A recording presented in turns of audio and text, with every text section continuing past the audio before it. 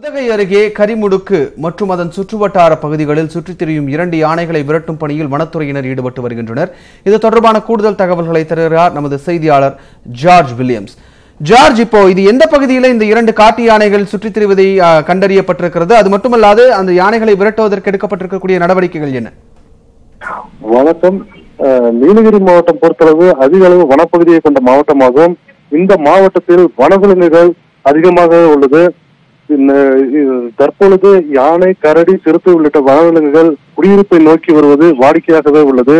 இவ்வாறு வரும் வனவிலங்குகள் குடிநீர் மற்றும் உணவு பற்றாக்குறை காரணமாகவே குடியிருப்பு பகுதியை நோக்கி வருகிறது. இந்த குடியிருப்பு பகுதியை நோக்கி வரும் இது போன்ற வனவிலங்குகள் வழித்தடங்கள் மறந்து ஊருக்குள்ளேயே தங்கி விடுகின்றன.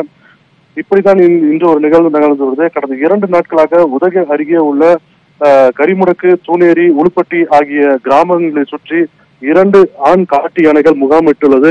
இந்த 2 காட்டு யானைகளும் இரவு நேரங்களில், அதாவது மாலை நேரங்களில் ஊருக்குள் வந்து அதிகாலை நேரங்களில் மறுபடியும் அருகே உள்ள வனப்பகுதிக்குள் சென்று விடுகின்றன. இதனால் அப்பகுதி மக்கள் பெரும் அச்சத்திலே வாழ்ந்து வருகின்றனர்.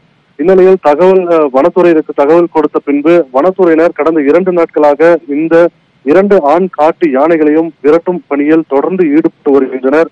ஆனால் வனத்துறையினருக்கு போக்கு காட்டி இந்த காட்டு யானைகள் தேயிலை தோட்டம் மற்றும் மலைக்காய்கறியான கேரட், பீட்ரூட் உள்ளிட்ட தோட்டங்களில் ஓடி உலாவுகின்றது. இதன் காரணமாக பட்டாசுகள் வெடித்தும் ஊர் பொதுமக்கள் துணையோடும் வனத்துறையினர் வனப்பகுதிக்குள் விரட்ட தொடர்ந்து முயற்சியில் ஈடுபட்டு வருகின்றனர்.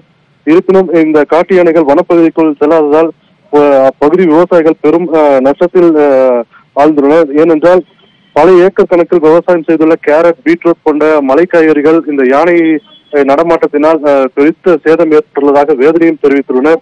மேலும் இந்த காட்டு யானைகளை விரட்ட தற்காலிகமாக வனத்துறையினர் விரட்டுவதாகவும் நிரந்தரமாக இந்த காட்டு யானைகள் அடர்ந்த வனப்பகுதிக்குள் விரட்டிவிட வேண்டும் எனவும் பொதுமக்கள் கருத்து தெரிவிக்கின்றனர்.